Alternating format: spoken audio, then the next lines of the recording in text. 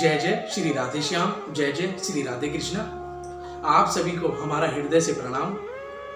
आज के सुंदर नए प्रसंग में हम आपके सामने फिर से उपस्थित हुए हैं। जैसा कि आज का हमारा सुंदर प्रसंग है कि बिल्ली चली विदेश, यानी आज बहुत ही सुंदर प्रसंग है, बहुत ही सुंदर, समझने योग्य और ध्यान करने योग्य बात है। बिल्ली चली विदेश, यानी कहते हैं एक बार की बात, एक गुरुजी जो कि अपने स्वदेश से विदेश में सत्संग करने गए और वहां उनके पास एक बिल्ली भी पला करती थी। तो जब वह गुरुजी अपने स्वदेश यानी भारत से कहीं विदेश में गए, तब उस समय वह बिल्ली भी उनके साथ गई।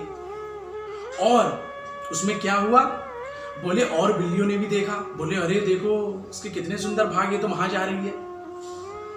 कोई बात नहीं, विदेश में गुरुजी भी पहुंचे और वह बिल्ली भी पहुंची। वहां जाकर प्रतिदिन गुरुजी अपना सत्संग करते, प्रतिदिन अपना भजन करते और सब जनता सुनती विदेश की। प्रतिदिन जब यह 15 दिन लगातार चलता रहा, 1 दिन 2 दिन 3 दिन, तो वह बिल्ली भी सुनती।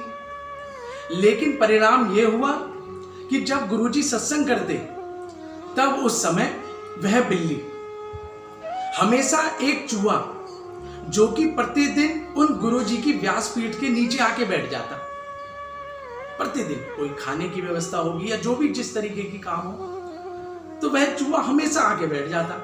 और वह बिल्ली भी हमेशा यही देखती रहती कि जब कब सत्संग विश्राम हो तभी मैं इस पर झपट लूं।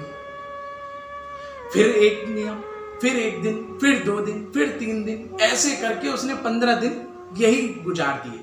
बोले क्या, किसमें गुजार दिए? कि एक चूहा देखने में। और परिणाम ये हुआ कि सत्संग भी विदेश का विश्राम हुआ और गुरुजी जो कि विदेश से स्वदेश लौटे सत्संग विश्राम करके। कहते हैं उस समय सभी ने गुरुजी का भी स्वागत किया। तो बिल्ली भी विदेश से आई थी। तब विदेश से जो आई बिल्ली, तो सारी बिल्लियां और भी आई जो उसकी मित्र थी।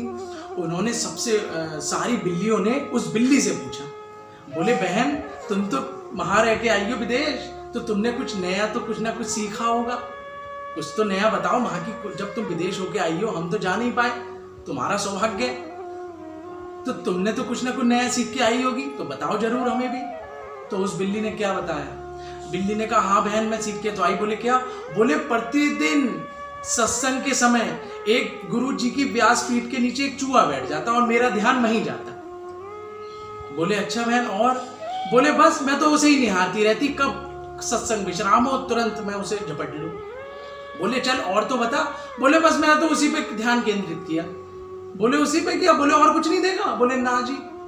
बोले तो तेरा विदेश जाने का लाभ क्या हुआ? बोले चूहे तो यहीं बते रहे हमारे स्वदेश में, और तू जो कि वहां पर जाके क्या करके आए? कुछ भी नहीं। तो यानी हमारे समझने की बात यह है कि कभी कभी जब हम सत्संग में पहुंचते हैं, कभी कदाच तो हमें, यानी विदेश जाना, यानी कभी कदाच तो हमें सत्संग मिलता है ठाकुर जी की कृपा से। कहते हैं ना, बिनु सत्संग विवेक ना हुई, राम कृपा बिनु सुलभ न सोई। तो ठाकुर जी की कृपा से तो कभी कभी हमें सत्संग मिलता है, और उसे भी हम कैसे गवा देते हैं? बोले सत्संग में बैठे तो जरूर हैं, लेकिन यह देखते रहेंगे कि आज वह क्या पहन के आया, आज कथा के बीच में कौन उठ रहा है, कौन कथा के बीच में आ रहा है, कौन कितना प्रसाद बांट रहा है और आज क्या प्रसाद बट रहा है। कभी इधर देखते हैं, कभी उधर देखते हैं, कभी ऊपर देखते हैं, कभी नीचे देखते हैं, लेकिन सत्संग पे हमारा ध्यान नहीं होता। सत्संग की जो हमें महत्वपूर्ण, हमारे जो गुरु महाराज जी बातें बताते हैं, उन पर ध्यान नहीं होता।